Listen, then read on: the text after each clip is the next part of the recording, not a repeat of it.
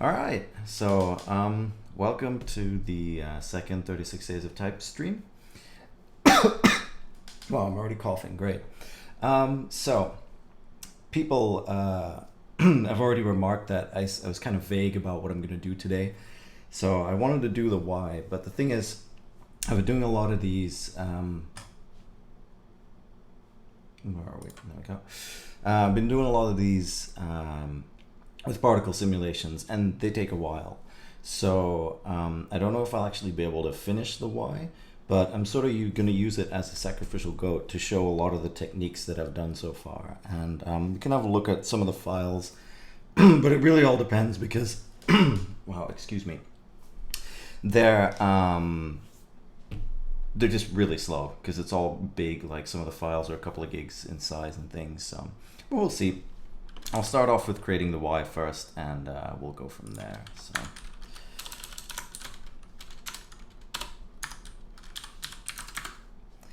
And as usual, if anything's wrong or whatever, please let me know. I'll keep an eye on the chat and fix anything if necessary. Now, I've mostly just been using the built-in Blender font for all of this stuff. I think I used, let's see, which one was it? The R and the S. I used the font that was created by my brother. Other than that, though, I've just been using the regular Blender font and just kind of modeling it a bit and doing some stuff to it. No big deal. So let's convert this to a mesh, and this is quite an ugly Y. I'm gonna fix that, make it a little more interesting. Let's see.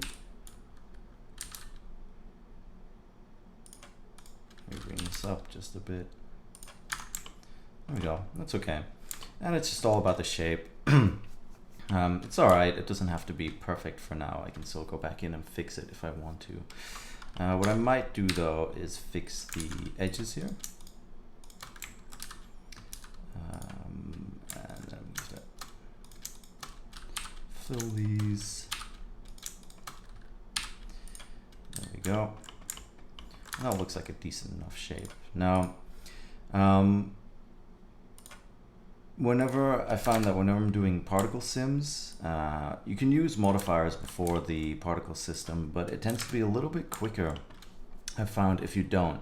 So that way it's just reading raw geometry and it doesn't have to process a bunch of modifiers every frame when you're doing the simulation. I've noticed that can make a really, really big difference, especially if you've got like subdivision modifiers or decimation modifiers on it. Kind of crazy, so. All right, and my apologies for the coughing. I don't know what's up today. I was out late last night and it's kind of taken its toll a little bit. All right, so with this, I've got a basic shape and I'm just gonna start doing simulations. So first thing I'm gonna do is set this to wire. That way I can keep an eye on particles and they're a little bit easier to spot. So I'm gonna get to answering questions a little bit later once we start simulating. So let's see. I'll do a simulation inside the letter first and then outside after, just to show you some of the different techniques. So first thing I'm going to do is I'm going to add a collision to this because I want the particles to collide with the Y. And then next thing I'm going to do is actually create a plane and select everything and collapse it so I have a single vertex. Then actually go into vertex mode. Make sure it's selected. I don't know why I can't see anything. There we go. Extrude it up. Still don't know why it's invisible. That's weird. Let's try that again. See what happens.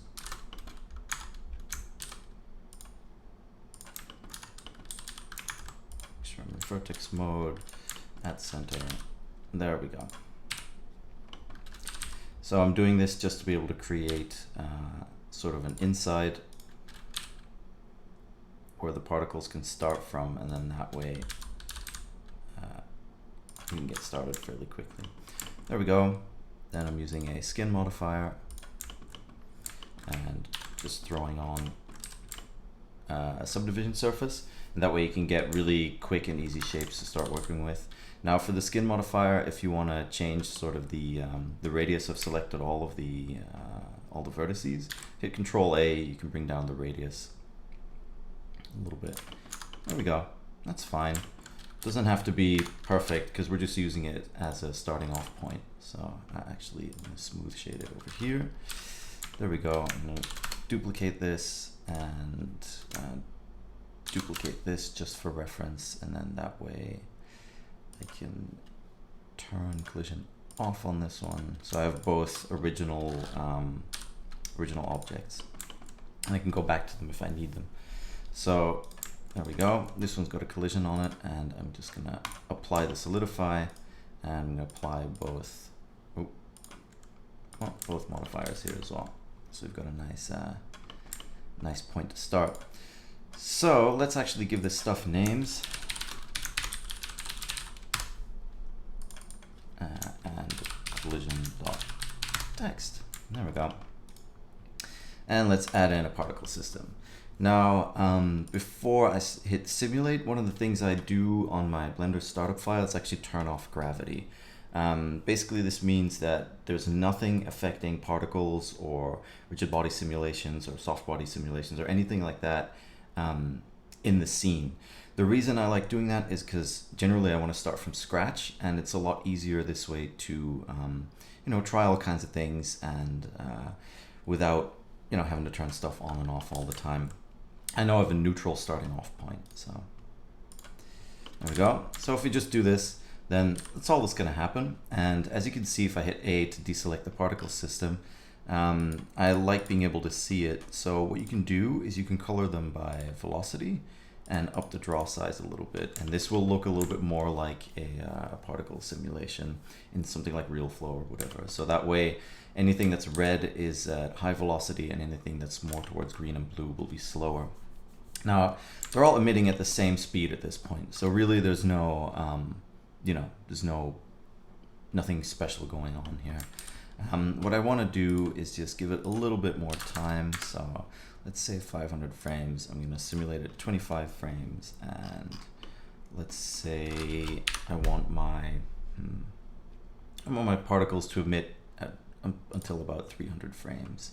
So I'm going to set a few things up. Start as 1, end as 300. The lifetime I'm going to set forever because I just want them to keep going. I'm going to up the amount just a little bit, just to give you an idea. So they're still doing the same thing, so we're going to have to add some forces and things to them. Now, the first thing I'm going to do is add in some drag, and I've done a whole bunch of letters now, so I know for this sort of size of letter and this size of letter and the forces I'm using and the drag and all the different settings, I know that these sort of work and they're a good point to start from and tweak them. If you're working on a completely different scale in your scene, you might have to change these a little bit. I also like to add a little bit of Brownian motion to the particles, so they're sort of jittering a little bit, moving themselves. That way you get more interesting results. So now what you'll see is exactly what's going on. They start off fast and then they slow down, and as they slow down they turn blue. And that's what I really like about the visualization. So what happens is, all right, but this isn't really all that interesting. It's just, a void filled with particles, and we want more interesting shapes and do some cool stuff with it. So what I'm going to do first, I'm going to add a force field, and I'm going to add a turbulence. And just put it over here. And I'll call this turb large, just in case I want to add other ones to it. And the other thing I want to do as well is turn off the velocity, the initial velocity. So that way, now we just get the particles spawning, and they're only being affected by this turbulence. And you can see already you're getting way more interesting shapes and some really cool stuff going on. And it's just a combination of, using these forces and being a little creative in how you set them up. So it's still going fairly quick right now, but that's cool already. So let's see what happens when we actually change the force. So for example, if I change the strength on here, obviously strength is strength. It's going to be a little bit faster. But mainly what I want to do is play with the size. Now once you play with the size of these, you can see you get very sort of way bigger swirls, and if I bring the size down, you'll see they become smaller. So whenever you're doing any kind of visual effects thing or particle thing or simulation thing, if you're going to use turbulent forces, it's really smart to use more than one. So generally I'll set up like a larger one, something like this. And I give it a little bit of flow, so the particles sort of push towards that path a little bit. And then what I'll do is duplicate that and bring down the strength maybe just a little bit, and the size as well. There we go. And you'll see that there's really two systems going on. There's the main big one that's giving you these big swirls, and then there's a second one that's just breaking it up a little bit more. And you can see already you get really interesting results. Now, for the fun part is actually one more thing, and the cool thing about Blender particles is that you've got a fluid setting here. So by changing this to fluid from Newtonian, what you're doing is basically generating fluid particles. And the cool thing about these is that they behave differently. They sort of stick together a little bit because they're trying to form a fluid. And it's a really great way of having the particles not go through each other and hit each other. And you can already see, you know, we're getting like lava lamp type stuff quite quickly and without too much hassle. So this is looking all right, but it's not perfect yet. I want to add more particles, and that's something to keep in mind when you're using fluid particles. I found is obviously if you add more particles, they're going to start sticking together earlier. They're going to start pushing each other out of the way, and already you can see you get these really cool, interesting looking things. And it's a case of balancing the size of the particles. Like if I were to bring the size down, for example, it'll get a fair bit slower. Maybe not just yet, but you'll see they have to be closer together before they stick, so even that affects the look quite a bit. And if you want a similar look to what we had before, you're gonna have to up the number of particles again, and then you'll see it's gonna start slowing down a little bit. Now, the cool thing is, Blender particles, come on, actually scale with the amount of cores in your system, so if you've got a nice, crazy threaded system, they will benefit from it. There we go. And you can see this is already super interesting. So I found a fun way to experiment without having to do much modeling and things, which, you know, most of you probably know that I'm not that into it. But yeah, there we go. So just let that run a little bit. Maybe change some other stuff. So some of the things you can do, I found that messing with these viscoelastic springs gives the yeah, how do I say this? Gives the liquid a little bit more springiness, so you can do some fun stuff with that. But mainly messing with the viscosity is really cool. So there we go. And I think I'm gonna up my particle size just a little bit again, so they stick together a little bit better, and I don't have to use crazy amounts of particles.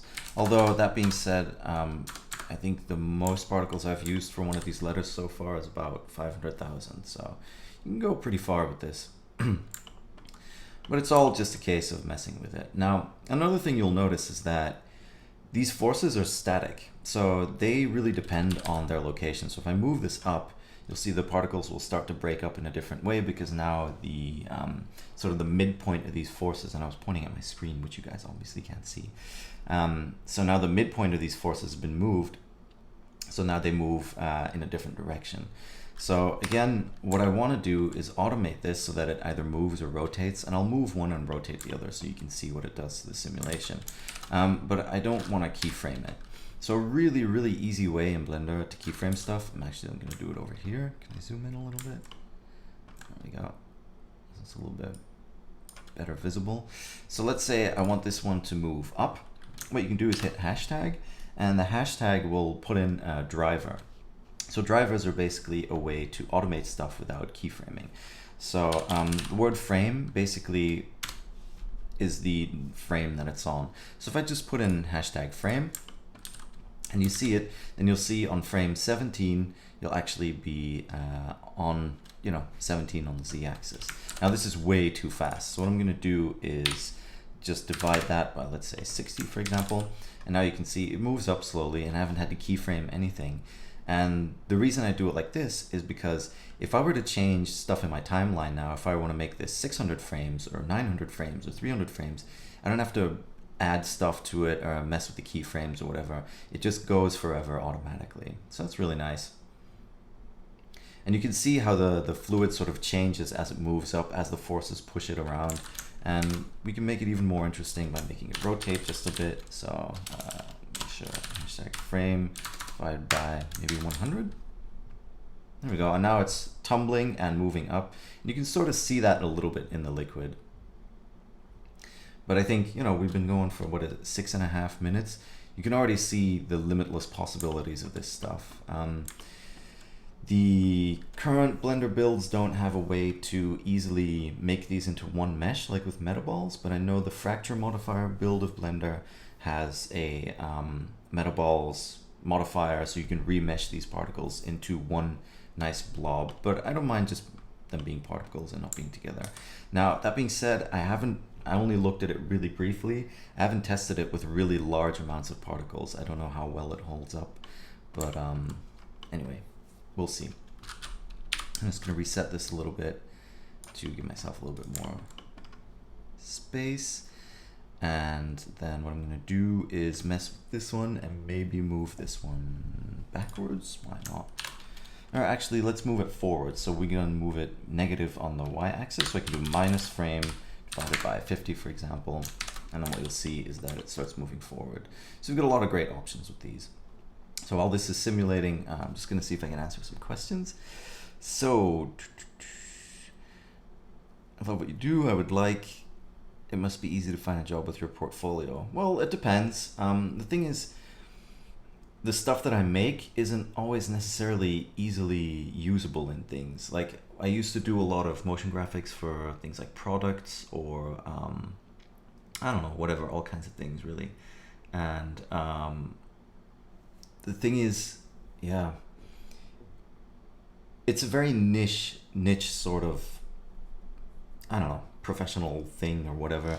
There's not that many people doing motion graphics in sort of the style that I'm doing it. I mean, there's quite a few, obviously, but you can't really apply it to everything. So I used to do a lot of stuff for, you know, products and things, but now it's moved on to different things. So I recently helped on a launch trailer for cryptocurrency, for example. So that's really cool because a lot of the things that I make really fit into that, and you get a lot of freedom usually from those kind of clients because they just want it to look cool and they don't necessarily have a concept in their head, which is great when you're trying to do this kind of thing. So that's that then.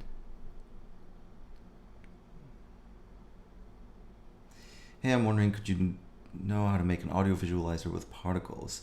So I'm sure you could link the particle emission with a driver to a speaker object, and then the speaker object in Blender basically allows you to get a value from the volume of audio. So you can do some cool stuff.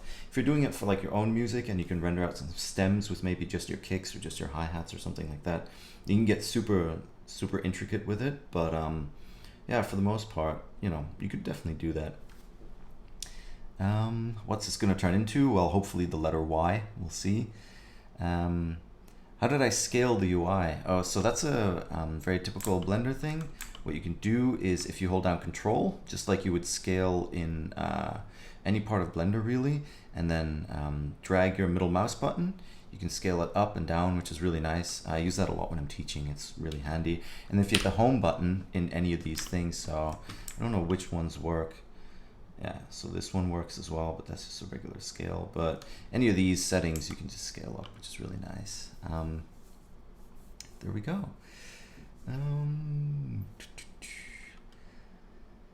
All right, so somebody's asking, could I do the T? I'm gonna go run through a couple of them, but I just want to get into the what was I gonna say, the technique of the particles first, and then it'll become really clear how I did a lot of the other ones. So this one's really fun, and you know, we could go even further, maybe have more particles.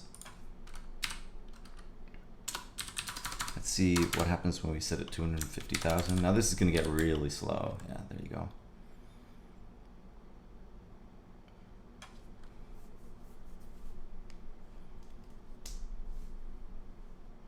So somebody says better to use an audio visualizer with animation nodes. Yeah, I'm sure with animation nodes you can do some really funky stuff.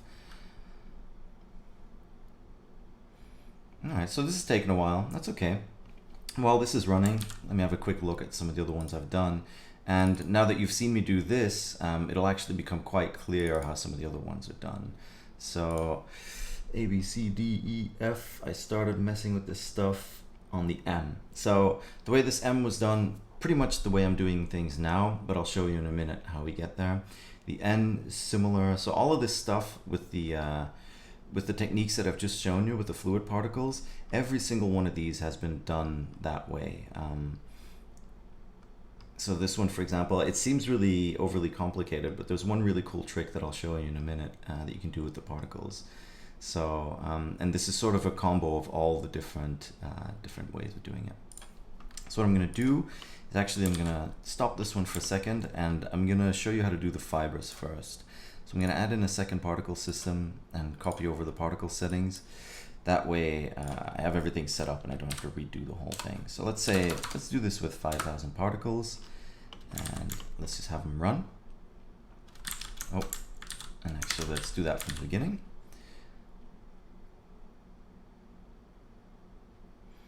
So now you can see, you get sort of an interesting result, but there's not that much going on outside of it. And there's not a lot of particles, but actually what I'm after is the path that these particles take. So with that done, so that's completely simulated, you can see it's pretty quick with a few little ones. Now what I'm going to do is, for the cache, you need to cache the particles for this to work. And what I'm going to do is hit this current cache to bake, so that basically means that everything he's done in the viewport is going to cache it, and there we go. So now these particles are cached, and they'll play just like before. You can scrub through them, no big deal. But what you can do now is actually change this to path. And what that does is it's going to grab the path of each of one of these particles and try and trace it. Now there's another way to do this with, I think, the btrace add-on, but I tried using that before, but I found it a little bit confusing. And then I figured out Blender's particle system can do it itself, so that was pretty cool. Now something to keep in mind, and I'm just going to rename this real quick, is that these forces are actually still affecting these paths. Now, I don't know if that's by design or if it's just a bug or anything like that, but what you need to do if you want to get the paths to align with your collision object is turn off, what I do here is just turn off the effect location, so that way the particle paths aren't being affected anymore. And what you'll notice is that there's one here, or the few particles that might have passed through, and we can fix that in just a bit. But it's important to know that we need to turn these off to get them to look right. But let's fix it first, actually, so we can do that. Now, the easiest way to fix this is I'm going to turn these back to Halo. Let's see if we can see which ones are doing it. So maybe they aren't. Oh no, they seem fine. Okay, so then it's down to something else, which is fine. So I'm going to set this back to path. But the way you could fix it, if you're having problems with collisions, what you want to do is go into the physics over here and add in subframes. Now I'll do this quickly actually, so you can see how it works. I'm going to turn this back to Halo. There's a lot of going back and forth when you're trying some of this stuff. So I'm going to turn on automatic subframes, and what I'm going to do is I'm going to set this threshold, and basically the moment the particles exceed this speed, he's going to add, the particle simulation is going to add another frame in between the two frames, or 2 or 3 or 4 and so forth, as many as you want to put in there in the subframes to make sure that it's going to catch those collisions. Because generally when a particle misses a collision, what's happening is that between one frame and the next, the particle is traveling so fast that it's not near the mesh enough to actually detect the collision. Now that being said, subframes do add simulation time. So for this one, it's not too bad. But if you're gonna use if you're going to use like 120,000 particles or whatever, then these subframes will really have an effect. And you can see it is already quite a bit slower than it was before. So, you know, make sure that you don't overdo these. And again, I know I've been using these values because I've been doing a bunch of these letters at this point now. So let's get back to it. And I still need to sim everything, but actually it turns out we didn't need the subframes. I'll turn them off and just sim it real quick. Or if you wanted to, you could just hit the bake button here. And in some cases, it's even quicker because it doesn't have to use the viewport preview. There we go. And now you'll see it's cached as well. Then I'm going to set this back to path. Turn off the forces. Turn off the location here and location here. And still we get these very rough sort of looking paths. And another thing we're going to need to do is actually tell the particle sim how many steps it needs to take between the frames and things. And you can do that in the display here. So I'm going to up the steps. You'll see the particle paths will become more sort of more organic and stringy looking. But when you do convert this, it's going to be a lot of vertices. So that's like the main issue with using these particle paths, is that they have a lot of vertices if you turn this up too high. So I'm going to turn this up to 6 because they look sort of interesting. And then what I'm going to do is, this is the second particle system. It's going to hit convert. And then what I can do here is turn off that second one. And what I'm left with is basically a mesh. So if I look into it, as you can see, it's just a mesh with vertices.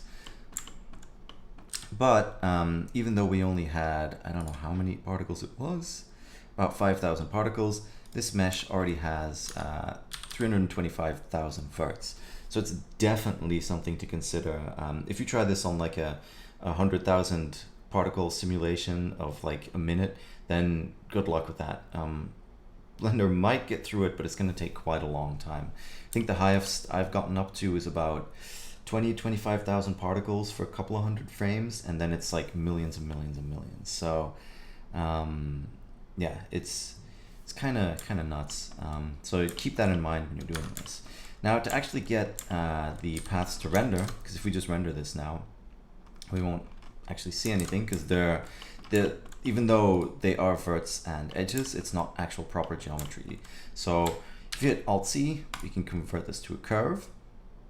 And you can see this already takes a while. And the more vertices you have, the slower it gets. And what I'm going to do now is go into the curve settings and just add a bevel to the curve. And there you go. Make sure that this is set to full, so you get a full 360 degree around the bevel. And you can already see, even though if you look at the resolution here, I don't know how visible this is, these are basically squares, and I can smooth them out. And from far away, they will actually look like strands. The moment you add resolution into this this bevel, and that's sort of the issue with this technique, is that you hit a limit at one point. You're looking at 1.3 million vertices and almost a million faces now. If you just add one little bit of resolution, you're already at 1.6 million. And like if I click this a couple of times, you'll see it gets pretty slow. So even, you know, on a fairly beefy machine, moving this around does get a little bit sluggish. But again, I don't think I need this much resolution because I'm, you know, these 36 days of type renders are about 1K in size. So making these bigger or smaller, you can do all kinds of crazy stuff. So this is really wispy and nice. And you see the way you get these sort of thicker and thinner fibers? That's because we're using the fluid particles and the way they stick together. And that sticking together creates this really intricate sort of stringy-like thing. I don't know, it's really hard to explain. I'm just sitting here making this stuff late at night half the time. So there we go. So that's pretty cool. And if we hit render now, you'll see it actually renders. So it's a full-on... let's up this a little bit. 256. There we go. So we get a bit of a better preview. And you can see this style. It has been replicated in these letters. So I'm going to go back real quick. So this first one was done exactly that way. Now, what did I add to it? You see how the they get a little bit thicker here and there. I added some displacement to them and then waited a very long time. The cool thing about curves as well is if you go into these curves, what I like to do, right now they're all just one material, and the cool thing is you can give different curves or different parts of curves different materials as well, which is really nice. So I'm gonna just give it one material. I'm gonna answer some questions and I'll get on to how I add some other materials. So, any artists I look up to? Yeah, definitely. People like G-Monk, Ash Thorpe, Danny Yunt, a lot of the guys that are into like the Hollywood UI design, and it's a whole sort of group of people. A lot of people that are on the Collective podcast. So I don't know if you're into podcasts, but if I were you, Ash Thorpe, one of the guys I mentioned, hosts a podcast called the Collective Podcast, and he brings in a bunch of really, really high-end designers and artists to talk about what they do and things, and it's super interesting. So definitely check them out. Great to see another one of these streams. Thank you for being here. Somebody says animation nodes. Yes. Well, thank you for commenting, Friedrich. For you do live since 2-3 years, for example. What do I do? How do I generate money? Well, I make stuff on my computer and then that's it. No, so for the most part, I have a few. I used to teach a lot more than I do now. I don't teach quite as much. But I used to teach quite a bit, and it's a really nice way of having sort of a steady income and being able to do stuff on top. But now it's almost all exclusively freelance. So I do some professional training still in studios if people ask. But I have a couple of studios here in Antwerp where I live that I work with regularly, so they give me quite a bit of work. And I got a lot of stuff coming from all over the place. Since my Instagram thing has been like gaining some traction, definitely cool to see jobs coming from there. I work with a lot of artists internationally, so I do visuals for DJs or album covers, things like that. So it's kind of all over the place. But yeah, I mean, a strong portfolio is necessary, but it's really up to you. 3D can be used for so many things at this point. So have you ever thought about combining procedural animation and machine learning? Yes, I'm definitely thinking about doing some stuff with machine learning and AI. The problem is I'm a really bad programmer. I want to get into it. One of the things I want to try is grab all of my own work, feed it into a machine learning algorithm, and then see if it can spit out works that, you know, could look like mine or whatever. That seems really cool.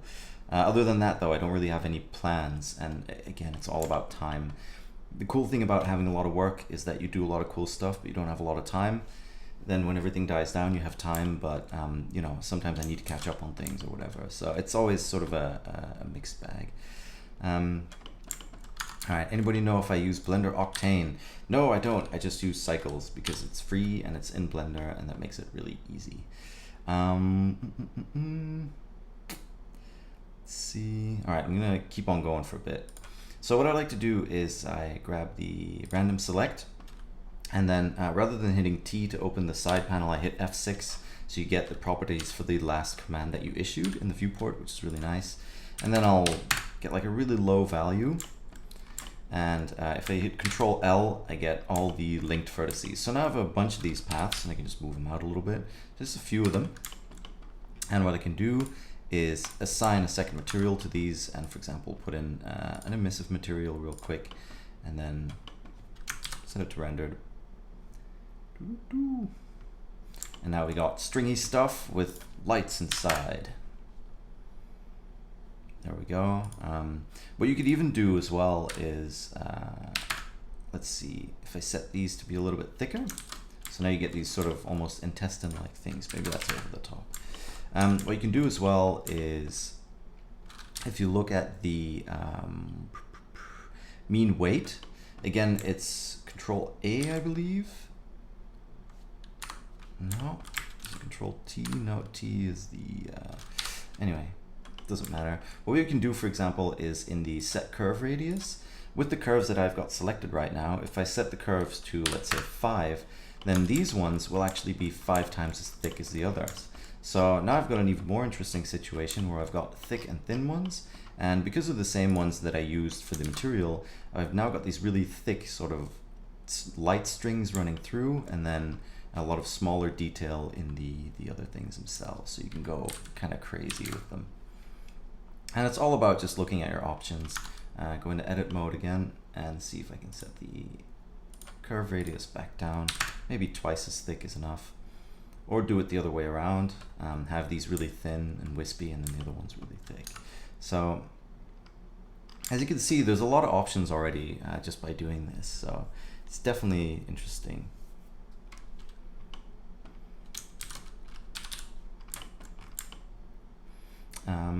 So yeah, that's one thing. I'm trying to think. Let's have a look at some of the others. So that one was done the same way. Now the N I've got a lot of questions about as well, and basically it's pretty much the same workflow.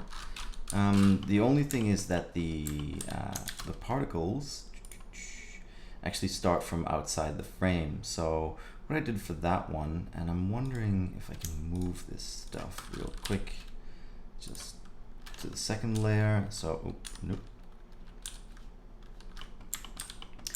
There we go. So now we just have the collision objects and the forces in the second layer. So what I'm going to do is create a cube, scale it up, and just look at it real quick. Actually, I'm going to move it up like this. Scale it on the y-axis so it's less thick than a letter, and then I'm going to remove these faces. There we go. And I'm going to flip these normals so they're pointing inwards. And now we can add another particle system. Oh no, that's a material, not a particle system. There we go. And I'm going to copy the settings from the first one, and then again give them a unique name. So it's a really easy thing to do. And now you'll see we have all these particles spawning, but they're not really doing anything. So what I want to do is give them just a little bit of initial velocity, maybe 0.5, and then they'll start pushing outwards, and maybe just lessen the number of particles, and something like that, so it goes a little bit quicker.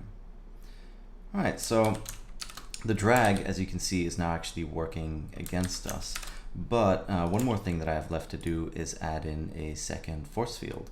So if I add a force field here, and I set this to surface, if you set this to a positive value, it's going to push away in the direction of the surface. So you'll see sort of funky lines showing up here, and that's because we have this surface sort of, it uses the surface normals to push it into a direction. But the cool thing is, if we actually set this to a minus, what it's going to do is it's actually going to attract all the particles to the surface.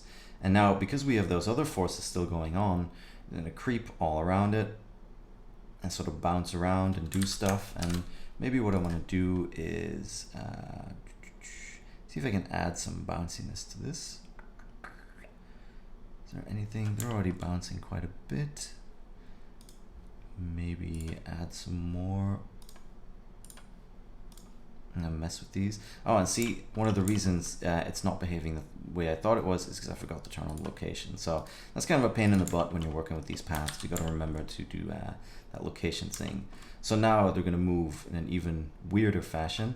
But the cool thing is they're going to be attracted to the letter, and because we have the forces messing with them, you're going to sort of move around the letter and slide over it and do some cool stuff. Now, I feel like the fluid things are actually working against us. I'm going to turn off fluids and set it back to Newtonian, and maybe even bring the drag and damp and Brownian down to 0.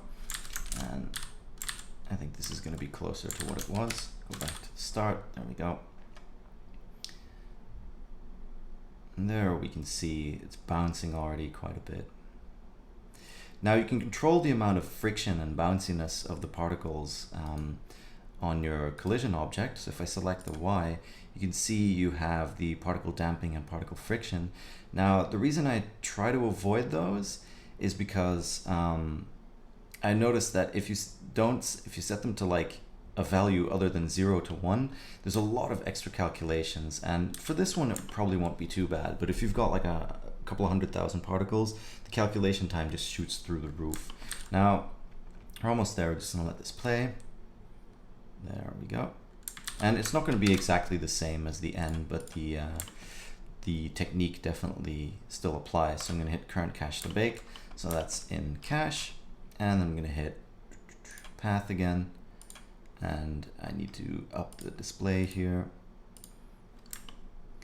And as we can already see, there's way too many of them. So I'm going to fix that. Free to bake, set it back to halo so we can see what our particles are doing.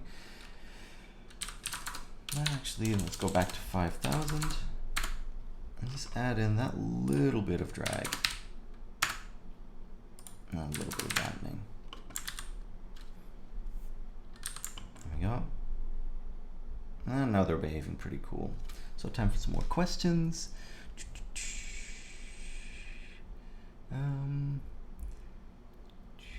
Somebody's considering AI and graphics as your degree topics in computer science. I think that will be one of the smartest moves you can do right now, because everything is going to be about AI and VR in the future, I think. Can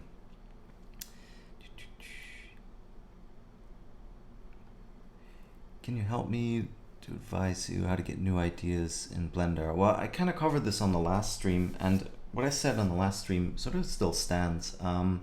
Just instead of trying to come up with an original idea, just try and use new tools, because sometimes the idea will form from using a new tool. So that's generally what I do. If I kind of hit a wall and I'm like not really happy with what I'm doing or whatever, what I'll do is I'll just try some new tools, like try some of the solvers that I haven't messed with yet, and from there usually cool new stuff pops up. So that's baked. Then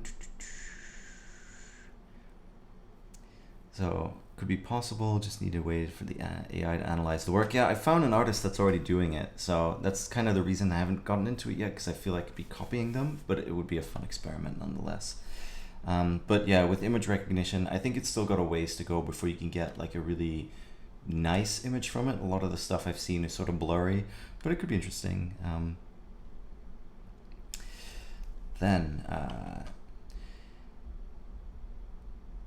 Yeah, so I write music for my intro and stuff. Yeah, so big disclaimer, I'm a very amateur hobbyist musician. I'm not that good, but I like doing my own things every now and again.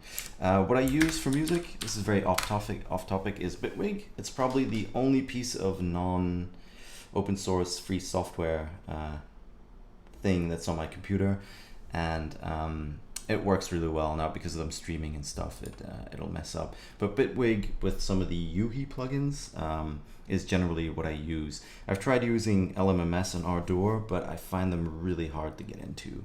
So other than that, it's just painting MIDI notes, and I've got like a little keyboard, or I use my computer keyboard. But that's basically what I use for music. But I don't want to spend too much time on that.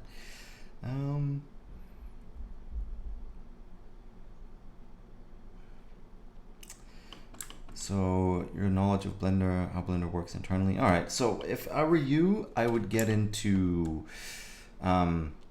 seeing that Blender is open source, get into the code, dig into it. Maybe start by doing some bug fixes and things. If you look on the Blender development thing, there's already always a lot of information about what you can do to help. And I think that would be the best way to start using Blender and to start gaining an understanding of it. So that would be my tip for that. All right, so let's get back to this. So I set this to paths, and as you can see, it's already coming together a little bit. And what I'm going to do again is convert this particle system. So now we have this in a mesh, and let's see. I'm going to turn off this particle system. There we go. So now we can just work with the mesh. I'm going to solo it really quickly again. So you can already see how this is starting to look. Then same trick of converting it to a curve. Come on. There we go. And this one doesn't seem to be as clear as the N. To get it to look exactly the same, I'd have to tweak it quite a bit. So I'm not going to get into it, but you know, if you tweak this a bit and you mess with the forces, I think if I turn off the forces, it might actually work better. So I'm going to hide this one real quick and see if we can get one that's a little bit closer. But after that, I'm gonna get away from this one. Maybe turn down the amount a little bit. And where are my forces? And of course, I forgot to turn them off before I converted it to a mesh, so there's that as well. Let's see, turn off the location, turn off the location. Let's look at it again. And maybe turn on the particle system. So there's a lot of clicking around with the particle system. There we go. This looks like it might be more interesting. No, it'll look different again. So like I said, it's always just a case of messing with them. Come on, come on, come on. There we go. Current cache to bake. And set it back to path. So this is an even weirder look now. So no forces doesn't work because all it's doing is just moving inward and bouncing on 2 axes instead of 3. So now you get an even weirder result. But you can see just by tweaking a few little things here and there, you can make a big difference. So what I can do, for example, is just turn on the location for the smaller turbulence, and then go back to my particle system, hit free bake and bake. It'll do it in the background, and come on, you can do it. Almost there. Bam, different result. So now I think this is fairly close to what I had. So I'm gonna convert this, and the cool thing is when you hit convert, the particle system stays intact, so you can just turn it off. You can even throw out the bakes and stuff if you want, but you can keep the original really easily. So what I've noticed that I've been doing with the last couple of letters is doing a sim, converting it, and then keeping it, trying something else, converting it, keeping that one, and maybe even combining them towards the end. So there we go. Again, I'm going to convert this. Actually, I made a mistake again. I forgot to turn off the forces. So what I'm going to do is turn this back on real quick. Make sure both of these are turned off. There we go. So generally what I'll do, actually I'll do that real quick so we can have that there for the rest of the session if we need it. Properties, and set this one here. So I'm going to enable the physics for this one, and when you pin this, you can actually keep that there. So that way I'm going to unpin this and have the small one over here. There we go. And now I can access these simulation settings at all times, which is really easy. Cool. So now that they're turned off, I'm actually going to convert this again. Convert. And turn this off.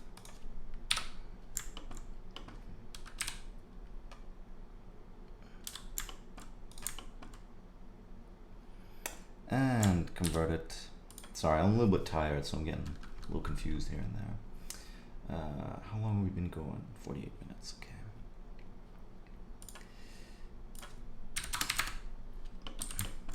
There you go, and it's similar. It's not perfect, but it's there.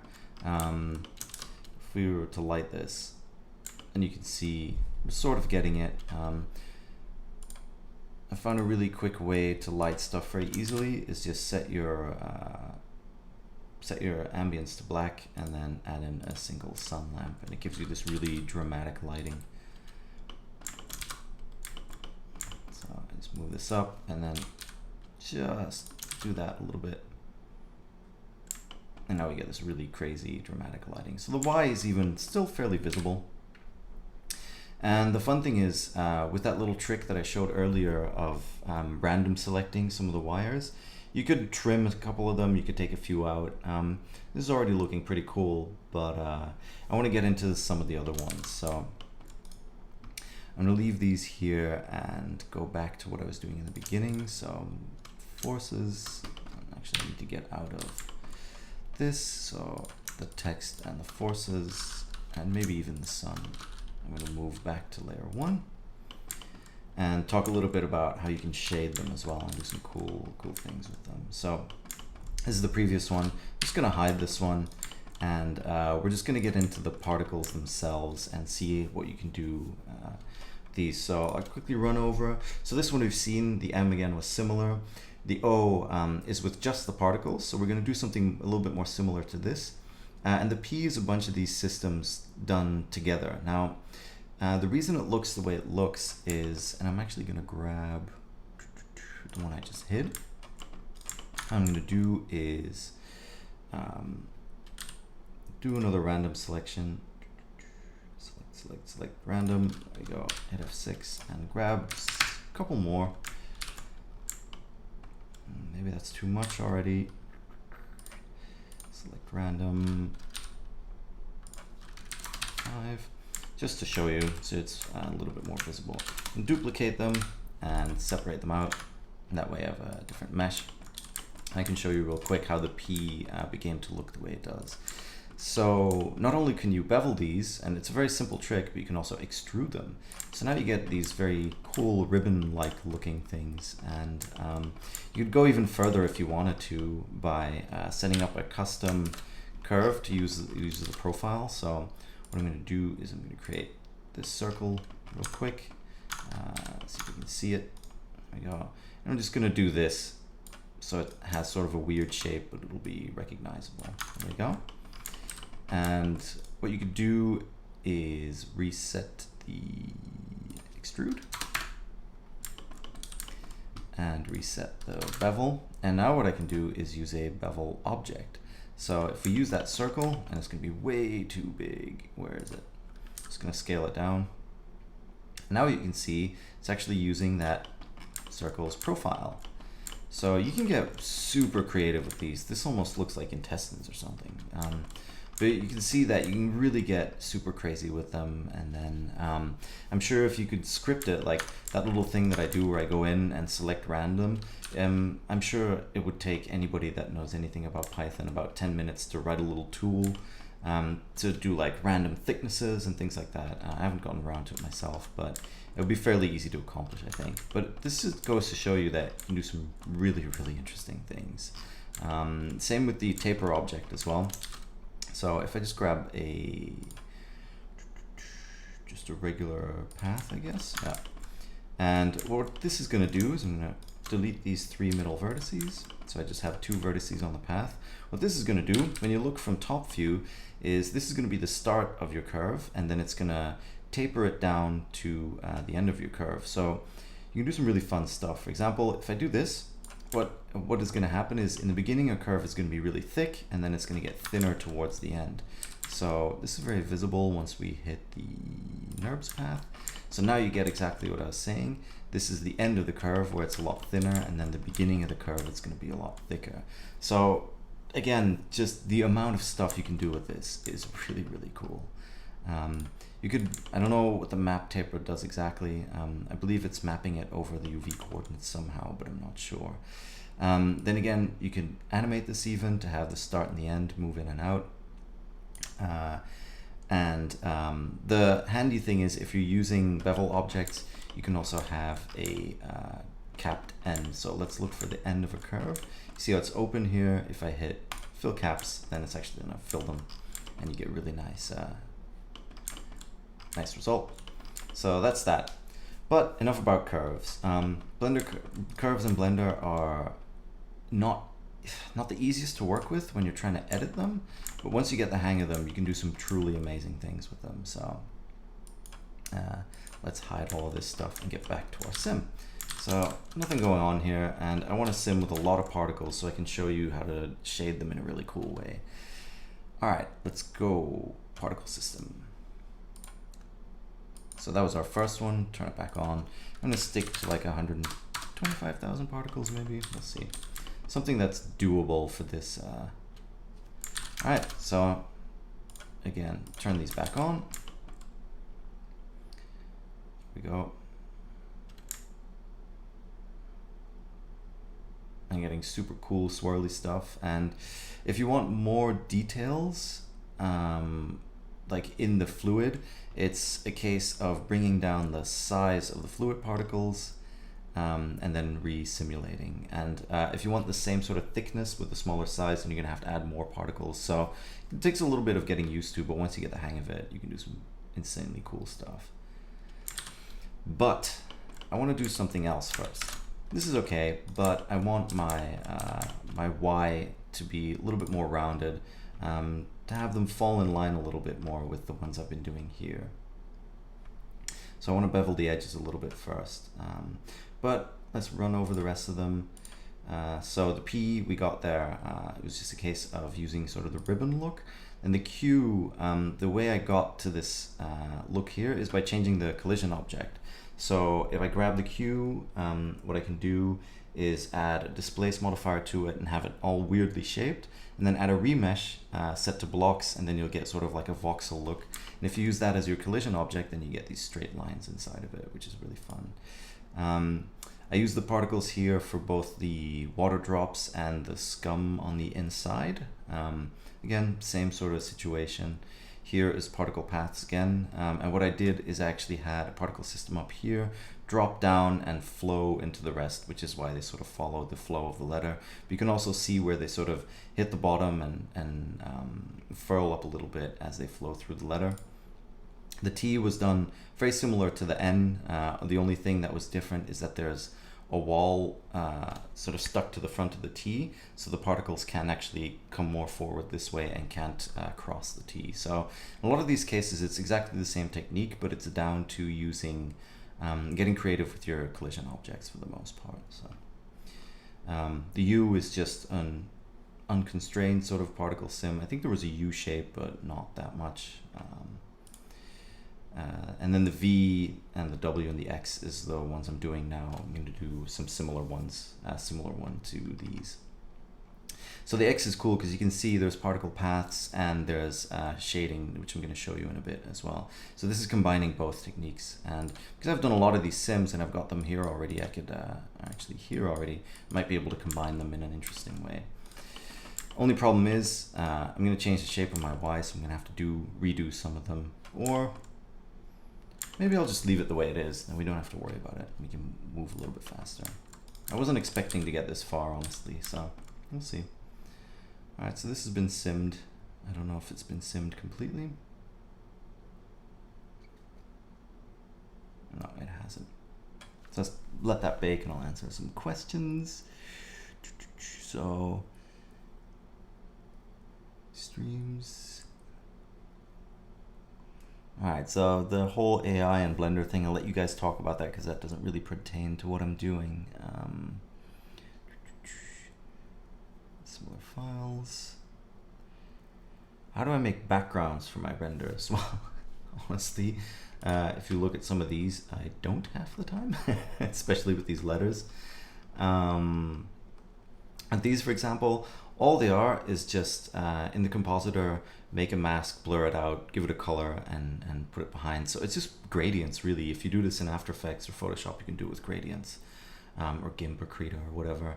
It's simple tricks, but it's combining them that really makes a big difference. So, and the way I usually look at it is you've got a lot of sort of reddish light on the front. So I'll have a particle, so I'll have a gradient that's over top of the image that sort of accentuates that red in here. But we also have this really hard lighting on the side of the blue. So I'll grab a second blue gradient to accentuate the lighting. I mean, if I was gonna put in just like a white gradient here and a green one here, the effect really wouldn't be the same. But if you use it to accentuate the lighting that's already there, then it gets a really nice result. But a lot of it is simple tricks, and yeah, that's it. Like, I just love doing that kind of thing. All right, so these look like they're simulated in the meantime. So this is cool. Now the fun part is I'm gonna set current cache to bake, and what you'll start noticing as well, I've got 125,000 particles for 500 frames. This is over a gig in size, the cache. So if you want to keep your Blender files small, then you're better off using the disk cache. I don't mind them being big for now, but do know that if you have cache, I mean, I've seen cache in here of gigabytes and gigabytes and gigabytes. If you then hit save, or your Blender auto saves or whatever, it can take a little while before it's actually saved. So keep that in mind. Now what I'm going to do is just look for a frame that has a lot of action going on. So I kind of like these ones here. Doesn't necessarily have to be the last frame, but like you can think of each of these frames as an individual piece of art when you're dealing with stills. So I want one where the Y is fairly filled up, but there's still a lot of small detail. So around here would be okay, I think. Something like that. What is it? 318. Yeah. Let's say 320, just to make it easier on ourselves. So 320. There we go. All right. Now, you could do one of two things. You can either add in an object here for the particles, but what I like to do is keep these as a halo so they're separated, and add in a little object myself. So I'm going to add in a round cube, scale it down quite a bit, and then what you can do is set this to smooth. There we go. Use the particle instance modifier. Now what this is going to do is it's going to grab this mesh, the mesh data inside of it, and it's going to instance it over each particle system.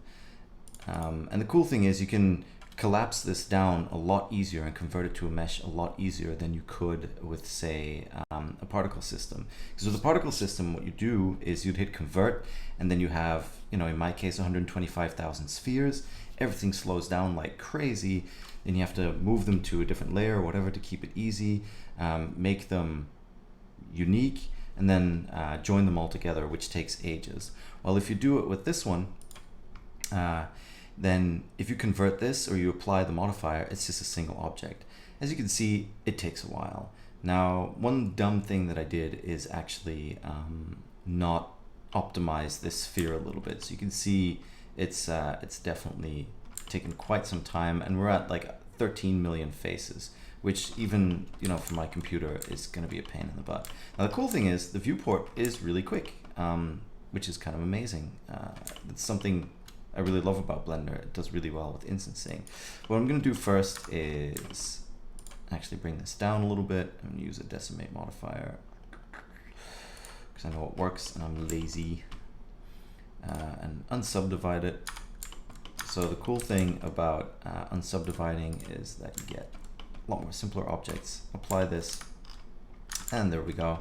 If I turn this back on now, you'll see it's a little bit faster. It's still not super fast, but it's a lot faster than it was before. And we're down to about 4 million faces. So yeah, it's a lot of faces, I'm not gonna lie. Shrink this down even more. So I'm just going into edit mode and scaling down the circle. There we go. Maybe bring it back up. S2. And then let it do its thing. There we go. Now we got an interesting looking shape. Nice. So now we have all these objects, and we can start doing some shading on them, which is the most fun part. I'll split my view, create a camera.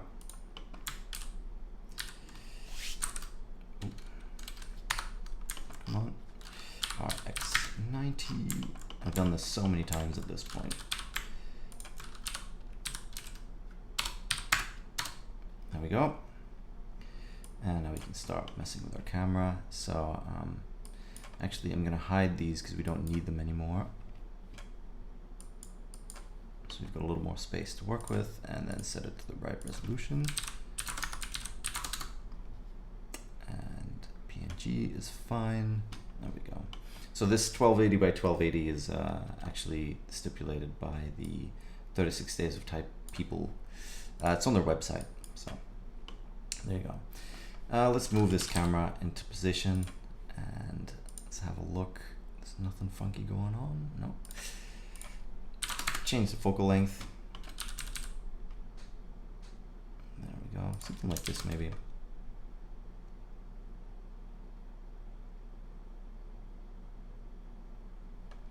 Ooh, that's really cool. The collision object is actually still visible, which isn't supposed to be the case, but there you go. That's the kind of happy accidents that are interesting.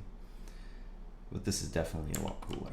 So let's see, mess with the sun a little bit, see if we can get interesting lighting going on. You want something that sort of picks up the edges but doesn't. Wow, that's awesome. What I really love about this is all this super fine grained detail that you get from it.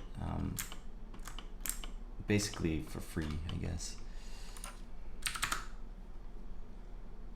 It's alright. Actually, maybe let's use that as sort of an accentuating light. Get into it. So the reason I did this whole convoluted sim is to show you one more really awesome trick. And let's add a new material to this. And this is where it's going to get slow, really slow, which is a little bit frustrating, but well, it is what it is. So if you've never used the point density texture, basically what it does is it can grab either from an object's vertices or an object's particle system, it can grab different, how to say this, it can generate a texture from those particles. Now the most interesting thing is that you can also use the particle age or speed or something like that to color them, and that's actually what I'm after. So what I'm going to do is I'm going to grab the what did I call it? It's just round cube. So we want the color for the particle system, and the particle system is on emit. So we want the first particle system, and I'm just going to preview this really quickly. Now at first it doesn't do anything. The reason for this is my particles, I know this because I put it in earlier, are like radius 0.01 or 0.02 or something like that. We're working with a radius of 0.3, so it's going to try and generate a particle color which is about this big compared to the size of our particles. So you want to match this or get it to a similar space as your particles. Now the thing is still really not much going on. You need to make sure that you're working in world space as well, and here we can already see it's generating those particles a little bit. So it's grabbing the color from the particle age. What I'm going to do is I'm going to grab it from the particle speed, and now you can see is we're actually generating color from the speed of the particles, which is really, really awesome. Now, I'm not sure of this because I was looking at it the other day, but I feel like it does it the opposite way around or not. Let's have a look. If you can see, actually I'm going to set this one to bounds for now so I can have a look at the particle's velocity. Come on. Of course, I'm doing this with a rendered view and it takes forever. And the other thing I want to do is set the resolution a lot higher. Now, once you set this resolution higher, it's going to get really slow. You'll see loading point density comes up, and you got to keep an eye on the RAM usage as well because it's going to start going up. So I'm using about half my RAM at the moment. And now you can see, all right, we're literally getting the particle speed. So where they're a little bit slower, they're going to be darker.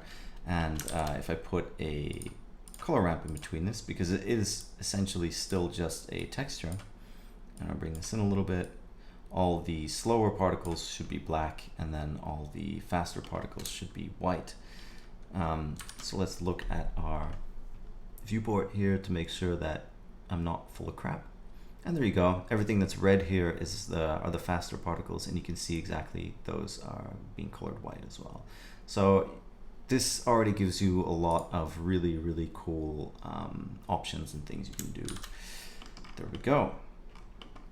Now you can color these and have fun with them. So for example, if I want the edge to be red and the start to be, I don't know, yellow or so,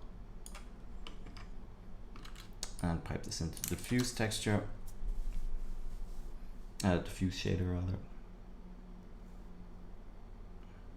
There we go, and you can see everything that's slower is yellow and everything that's faster is red, and then you can just start tweaking these.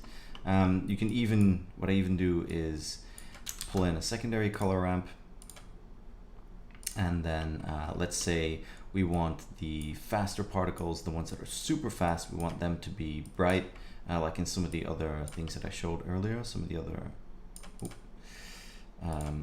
examples. I'll open them up real quick. I think the V is the best one to show it. So right here I use the same technique where the faster particles are actually glowing. And the way to get that is just by using this mask, which if I preview should be just sort of the edges of the red here. Yep. And we're gonna mix a shader, mix shader. And we're gonna use this in the factor, set the diffuse first, and then add an emission shader second. The only thing with an emission shader is that noise, always a lot of noise, which is very unfortunate. If I set this higher up, you'll see we get a similar effect to what I was showing before. And let's say I want these to be slightly tinted, sort of orangish yellow. Come on, you can do it.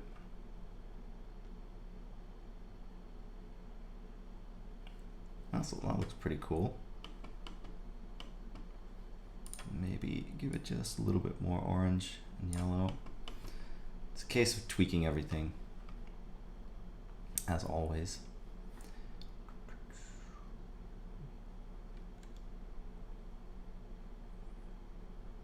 That's all right. I think we could use a little bit more light in the scene as well.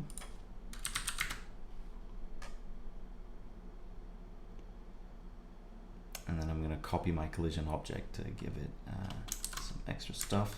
So I'm going to do two things. First thing I'm going to do is grab my collision object, duplicate it. There we go. And I'm going to call this mesh.text. I want to do some modeling on this. And what else do I want? I was going to do something else and I already forgot. Oh yeah, I'm going to duplicate this one as well. It's going to be fairly slow, unfortunately. Oh no, it's not too bad. I'm going to throw off particle systems because I just want this shape, and let's see if I can shrink it down a little bit. There we go. Because I might want to use this as a light source as well. Go all out. And let's hide particle emitter and stick just with what we have. It's a little bit smaller. Hit render, and now we can start doing some awesome things. Oh, actually, no, I still need to model the Y. Getting ahead of myself. Chat has sort of died down. If people have questions, please don't, refrain from asking. Let's scale this up in the Y just a little bit.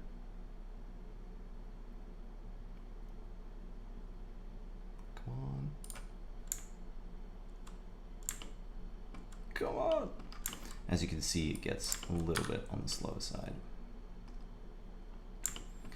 And then I'm gonna add this is still, I'm gonna throw these out so we don't need them. And time to add some modifiers. First thing I'm gonna do is bevel everything. Bevel, there we go. And just do a simple bevel. Something like that. And set this back to textured. Set this to smooth. There we go. And the bevel isn't perfect, but that's okay. I'm gonna subdivide this, and that sort of brings everything together a little bit. You can see how there's some shading artifacts in here, but I've actually used those to my advantage before, so I'll see if I get rid of them or not. It's just one quick fix, but I kind of like it when there's sort of weird stuff going on. And one last thing is add in a solidify. I'm going to do that before. And now I just have a slightly thicker. So if you're a modeler and you're just absolutely disgusted by how I did this, you're welcome.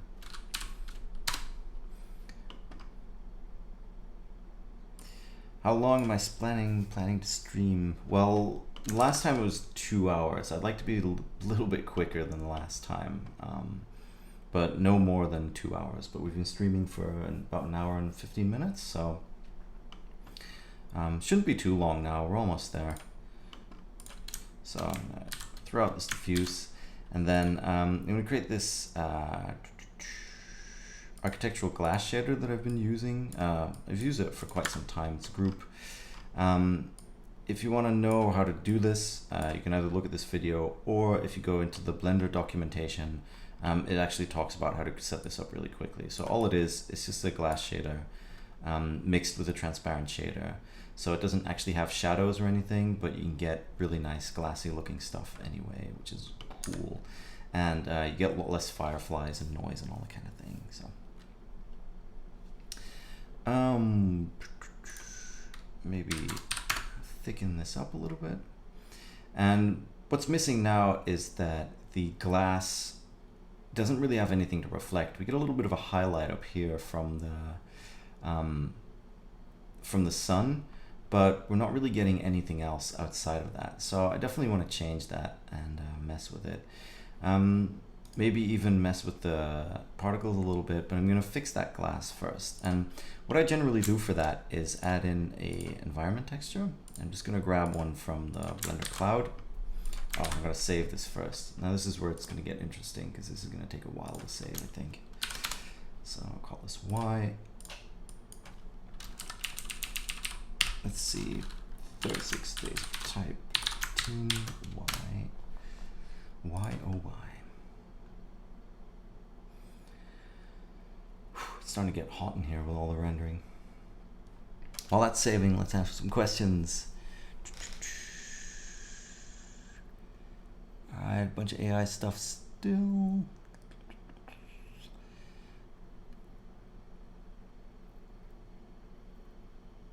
So better graphics, and this asks, is it possible to get a similar effective volume lighting with less computing power needs? Well, if you want to get easy volumetric lighting, just download the 2.8 alpha and use Eevee. That's probably the quickest way to get decent, somewhat decent looking volumetrics without having to really go for it. Then,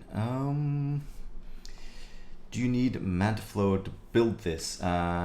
I don't know if you were here from the beginning, but this is all just Blender particles. There's no Mantissa involved. So the stream will be up afterwards, HDRI, and there's this outdoor one that I really like, cave wall. Let's see what we can do with that. So once the archive is up, it should be up after the stream is over. YouTube does it fairly quickly. Just check it out and you'll see the whole workflow, but you can do it with just the Blender particles. So let's get back to this. All right, so I added an environment texture in so the light, so the glass would actually have something to reflect. And the problem is now also my particles are getting lit up, and I don't want that. I just want the glass to reflect. So in the ray visibility, what I can do is turn off everything but glossy, and now the HDRI will only be used in the reflections, which is really neat. And then we can just turn it around, see if we can get a nice sort of glare on the glass somehow.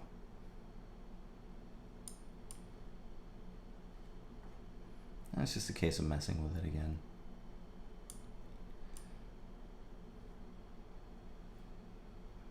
Ah, there we go. Something like that. Maybe see if we can turn it, move it upwards a bit. There we go. Now we got like sort of a nice little thing catching the glass here. The only thing that's bugging me is that it's fairly empty right now. I wish there was more particles, or that they were either a little bigger or more of them. So I'm going to do that. But before I do, I'm going to turn off this thing. So the sim should be fairly quick. Let's see. So playing back quickly. So the cool thing is, because it's all linked to the one particle system, we can just free the bake and then up the amount of particles.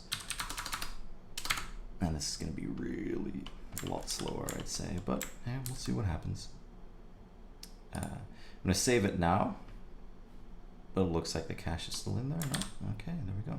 And let it sim again. All right, so no Mantissa. The stream, yeah, two-ish hours tops, but hopefully we'll be clear.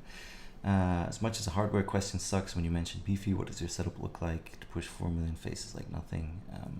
Use binary blob drivers. Yes, so I am on Linux. I am using the NVIDIA proprietary drivers, and whoop. No, I want my. There we go. and I'm rocking 4 GPUs and a Threadripper 16-core CPU with 64 gigs of RAM. So it is, I built this machine in January some point, so that was pretty dope, which was awesome. But the thing is, I've been using the daily builds of Blender 2.79, which is kind of funny because it was here the other day. Oh, it said 2.8 on a different one, doesn't matter. But the amount of improvements in cycles are just mind-blowing. You can render out of core and things like that, so it's definitely worth checking them out. And I'm super excited for 2.8 because cycles has really gotten this major speed boost, which is great.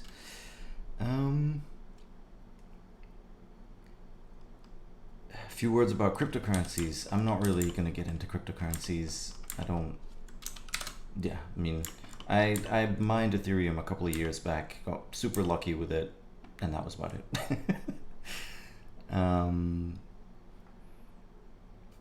Alright, so let's see. That sim, the reason I stopped is like I saw there were some particles escaping. So this is what I was talking about earlier. Come on, you can do it. I thought I saw one escaping earlier. Oh, apparently not. Alright, so we can just keep simming.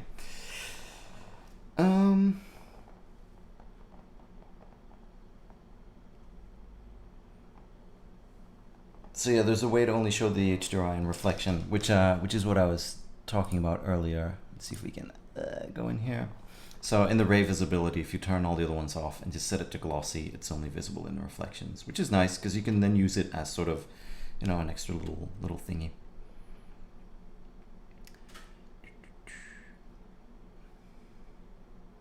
But yeah, I mean, I built, coming back to the hardware, I built this machine from the jobs that I did with Blender. So, you know, after a while, like if you're doing this all day, every day, then yeah, I mean, because I'm using Blender, I'm not paying crazy amounts for software. So a lot of the money that I make, I can actually use and save up for a new machine, which is really awesome, obviously. And I'm a huge nerd anyway, so I love playing around with computers and things. But I'm sure that was fairly obvious at this point. Come on, sim. Okay, so there are a couple of particles escaping, unfortunately. And this is what I was afraid of, that the simming was going to take quite some time. So if you have questions, now is the time to ask all the questions, because I'm going to let the sim run for a little bit and try and interact with you guys. I have noticed there's about a 30-second delay on the stream though, unfortunately. So I'm going to up the sub steps and set the threshold to something like this. And hopefully this won't be too slow, but you never know. Let's set this full screen and enjoy the glory of the particle sim. All right.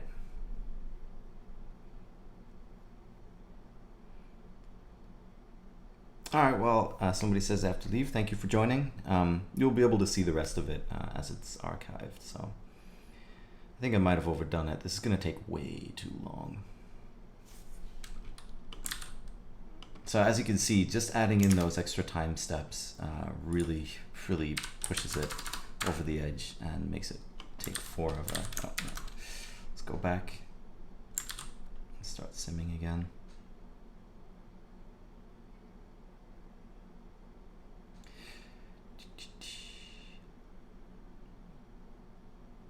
Wow, this is going to take forever. So that's what I meant earlier, but it was what I meant in the description by the I might or might not be able to finish it. So, how long have I been doing 3D? Man, a while. Professionally, about 8 years or so, I think, at this point. But I've always been interested in graphics, so I did a lot of 2D back in the day, and a little bit of 3D, but I wasn't very good at it. Like hardcore 3D I've been doing for maybe 9 or 10 years, something like that. But I've been doing graphics on computers and things since I was 11, 12, something like that. So I've been doing computer graphics for almost 20 years now. Yeah, over 20 years. Jesus, I'm getting old. Anyway, Is it possible to burn GPU if you're using such intense operations? I have never burnt out a GPU from rendering before, and I've had all kinds of GPUs, so I know back in the day it used to be a bit of a problem, but if you buy a GPU with a good aftermarket cooler on it and there's a lot of good airflow in your case, it really shouldn't be an issue. For these ones that I'm using, so the current setup that I have three 1080 Ti's which are water cooled, and one Titan X which is air cooled because you can't get an aftermarket version. So you can see when they're not rendering, the three 1080s are about at 40 degrees, and the Titan X doing all the recording and stuff that's going on the screen is about 60 degrees. So generally I'll just use these three for rendering and that one for the display, and then when I'm off to bed I'll add that one in for rendering. And I've never killed a GPU, so you know, touch wood, would be typical if one dies within a week now, but I've never had issues, and I've always put my computers together myself. Now if you're using a pre-built system, then what you might want to do is look into what kind of power supply you have, for example, because if you're going to be pulling a lot of wattage when you're rendering, for example, when I'm rendering on these 4 cards together, I'm pulling from the cards alone close to, I don't know, maybe 800 watts, maybe even more at times. So you want to make sure that if you start rendering on GPU, you get a really good power supply. Because if you have a crappy power supply, and especially in pre-built systems from like manufacturers or whatever, the power supply isn't really usually meant for that kind of thing unless you buy a workstation. So make sure that's like, look at that. Either look into maybe replacing it if it's like an unbranded gray box and it doesn't look like it's very good. Because the thing with your power supply is if you blow up your power supply, it will take other stuff with it if you're unlucky. So it could damage your motherboard, your CPU, your RAM, your graphics cards and stuff. So you really gotta watch out with that. But other than that, I mean, GPU rendering has been around for a number of years now, and especially a lot of the consumer stuff has worked fine. So it shouldn't be an issue normally.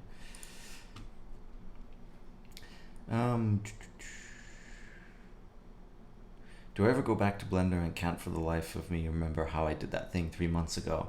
Yes, I even have artworks that I'll sometimes look at and be like, how the hell did I do that? And then I'll open the file and it's like, wow, that's a really convoluted way of doing it. Or maybe even figure out that I could do it a more, how should I say this, more efficient way now with all the stuff that I know. But yeah, sometimes you get those projects where you have this weird brain fart and a cool thing comes out, so.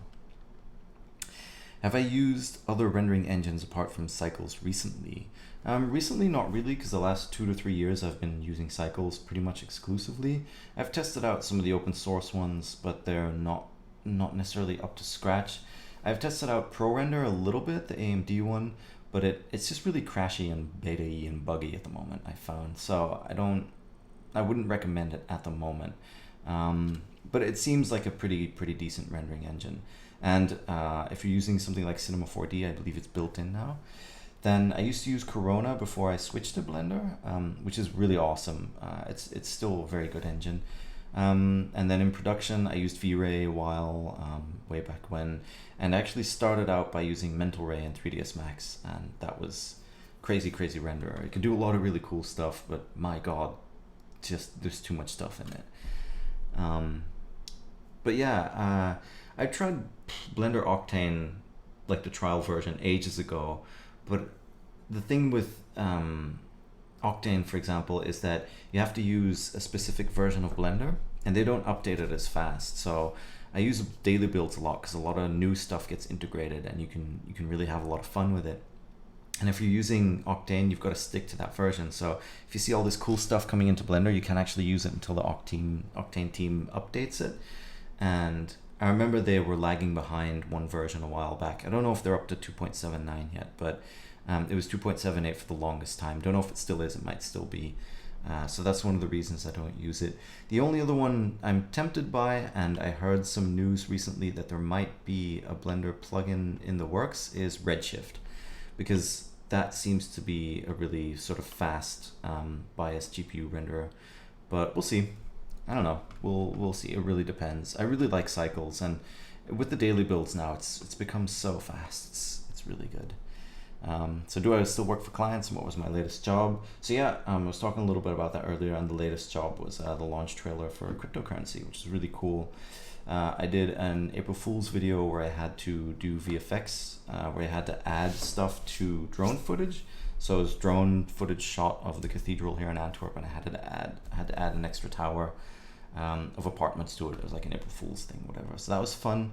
And all kinds of stuff, really. It really depends, but yeah, I've been doing a lot of other things.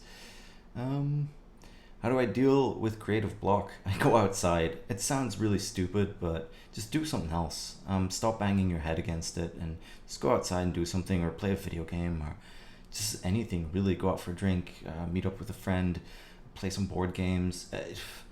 The best way to get rid of a block is to not think about it. That really helps. So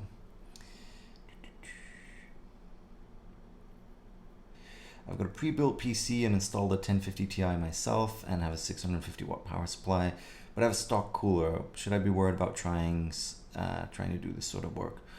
You wouldn't be worried, but if I were you, what you can do is install like something to show your CPU temperatures, and just keep an eye on them. If you're rendering and your CPU gets up to like 80 or 90 degrees, then it might be interesting to go out and buy a cooler that you can swap out. But as long as that 1050 Ti has enough airflow, it should be fine for the most part. So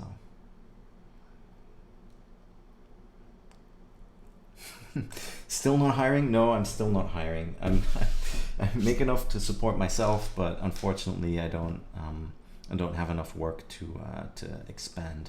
Although I would love to in the future, but it's a hard choice. I mean, you used to be one of my students, so you know how passionate I am about school as well. So I'm still not 100% out of the woods on what I want to do. It's either start a studio, or sort of expand what I'm doing on my own to a studio, or start a school. It's one or the other.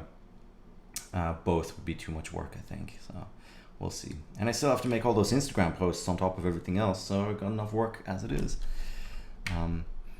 So somebody says I usually don't comment on videos or chats, but here I make an exception to say thank you. Well, thank you very much, and thank you for joining as well. I'm glad people are finding it useful. All right, so I'm gonna stop this sim. Unfortunately, it's gonna take too damn long. That's what I figured was gonna happen. Up the threshold a little bit maybe, but I doubt.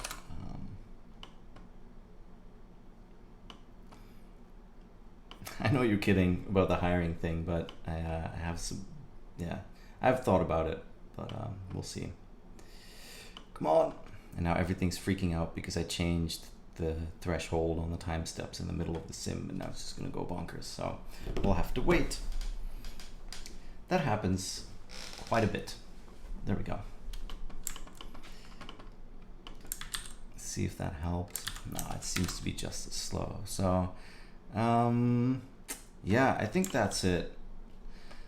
Maybe if I go back to what we had before. Was it 150? No, it was 125, but that was fairly quick. So I'll let this one run, and then I'll finish up the shading and the compositing, just so you can see the entire process start to finish.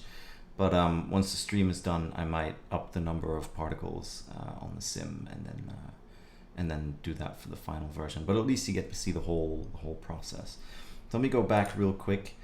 So all of these latest ones have been done using the techniques that I showed, and then this last one is a combination of both. So as I said before, we still have those other ones. So once this is simulated out, what I can do is turn on some of these other meshes that I hid and see if we can make a nice end result.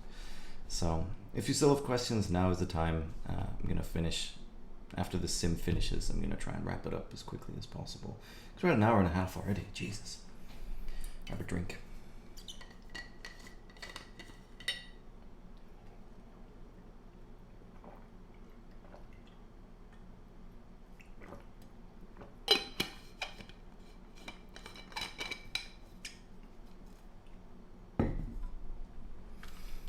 Come on, come on. Sim faster. So while there's been a lot of talk about particles and 2.8, and some people are kind of disappointed that particles didn't really make the cut for updates for 2.8, yeah, I think stuff like this shows you that with a little bit of creativity, you can still make a lot of really cool things. So, will I be posting these letters somewhere? Yes, they're on my Instagram. It's time for some shameless self-promotion. So Instagram and Twitter is where you can find most of my stuff. So if you go to instagram.com/the and then 2 underscores Mantissa, because somebody else had the other one, and you'll see all of my stuff. So generally with this challenge, it's been every day, but I try to post a couple days a week. So there's all kinds of art on there, animations and other things. So if you're interested, just subscribe. And this is mirrored on Twitter as well. So if you prefer Twitter, you can find it there. And every now and again, I'll update my ArtStation as well.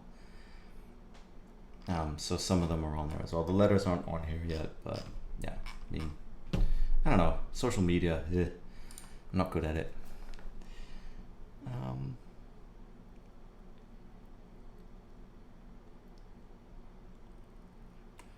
So another question about the creative block.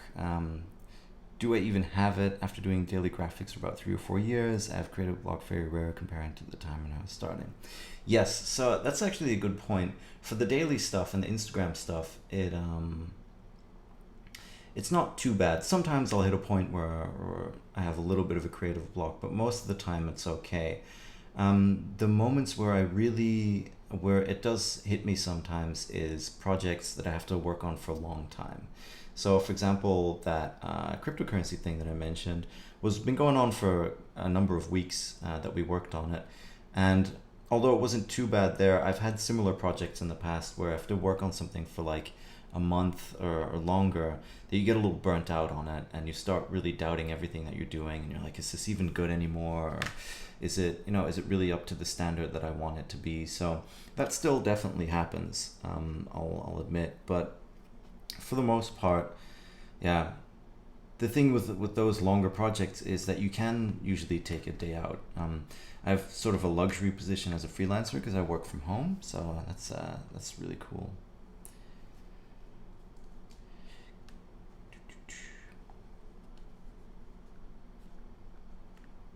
So yeah, what Anchor says as well is, and I hope I said your name the right way. I'm sorry if I butchered that.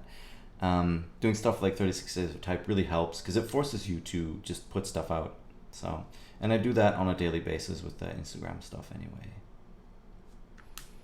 Can you use a smaller screen resolution or higher DPI? Yeah, I usually increase the DPI for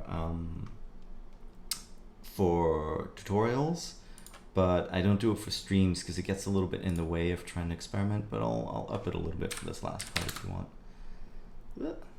Something like that. Maybe a little bit bigger. That's something like, well, the fact that Blender can do this arbitrarily, and like some operating systems and applications still aren't able to do it as flexibly, just blows my mind. Alright, so we have our sim. I'm going to hit current cache to bake, and now we can start looking at an interesting spot. So I have a couple of them escaping here, but I'm going to ignore that because I'm going to do a bigger sim later to finish it. But let's render and see if we can finish this a little bit. Daily renders are super cool. The only thing about daily renders that bugs me a little bit is that with daily stuff, you can almost never really put extra time into it. And I only do a few days a week because let's say over the weekend, sometimes I can work on something for a day or 2, 3, which can really change the result that you're getting, like really boost the quality of the result. So while daily renders are awesome, you see it even with some of the best people that do daily renders. If you have an off day, then it can really be sort of a bit of a blemish between the other stuff that you've done. Then again, you can just delete the bad one after a while and it doesn't really make a difference. But that's why I prefer not doing it daily, but rather doing it a little bit, yeah, just not doing it daily, I guess is what I'm trying to say. All right, here we go.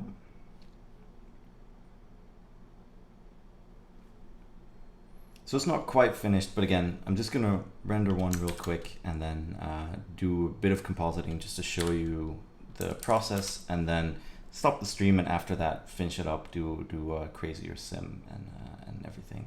But that's gonna take a while, so I can play a video game on my other machine in the meantime.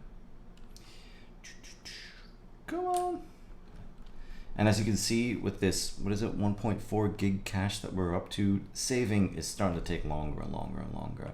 So if you want to keep your file really lean, what you can do, again, as I said earlier, is cache it to files. I just always forget it, and yeah, you can have these really long save times.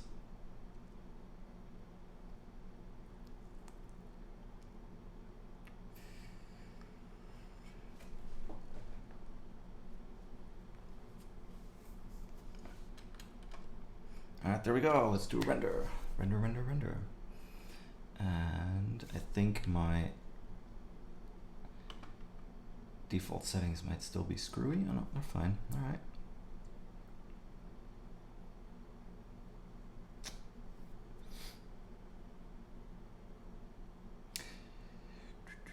When will I stream again? See, that's the hard part. I don't know. I don't know myself. And that's kind of the reason that I don't stream like on a regular schedule, is because of the freelancing. Sometimes I just get super busy and I need to focus on my work. And like now I've got a couple of days off, so I can take time to stream and things. So it's hard to say. I'm going to try and do it as much as possible, but I can't, unfortunately, I can't do like a regular YouTuber type schedule because it's just, you know, I've got other stuff to do and I've got to put food on the table. So.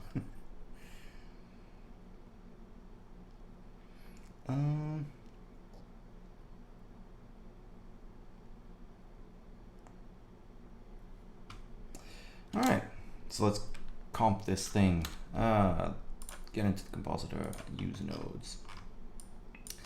All right, so because we're dealing with emission here, and I need to change the shading a little bit. Like I said, I'm just gonna do some very basic work and then fix it afterwards. Filter, glare.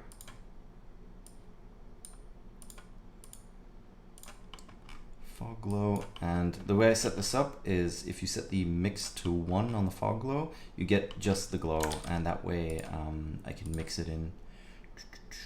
I can just use a mix node to mix it in myself, set to add, and I've got a little bit more control over a few things here and there, or I could change the tint even if I wanted to. So let's add that glow and then bring that down a bit. That's pretty cool. I think the lighting's going to need a little bit of work still, but this is generally what I do for a lot of these renders. See if I brighten it up a little bit. There we go. And then mess with the colors. Maybe that's too red, bring that down.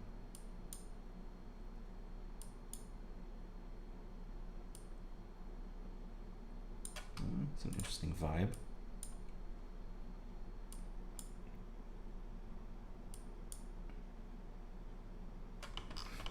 Blue a little bit more. I don't know, I'm not super happy with the setup, so the sim is going to make a really big difference.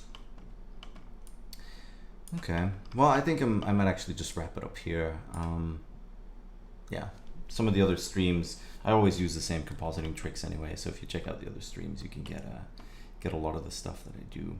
So if there's anything else you want to know, now would be the time to ask. And if after that, if there's no more questions, we'll wrap the stream up. So let's see. So somebody says, I have a little problem with 36 days. The type this projects in my style need a lot of time, and you know I need to change the whole concept, and I feel like the artworks are not in my style. Well, the thing is, you shouldn't let that stop you. Previous years, what I've done, if I know I'm going to be really busy, you know they're going to do it around March, April every year. I think it was a bit earlier last year, but I'm not sure. So generally what I'll do is after New Year's, even though I didn't do it this year, but after New Year's, start building up a few. So you've got like a little bit of a lead in, and that way you're less stressed out about it, and you can have a couple of them ready and give yourself a bit of a buffer. So for example, like last night I had to go somewhere, so I made sure that my X was made the day before, so I didn't have to worry about it last night. Didn't have to come home and like freak out about it. So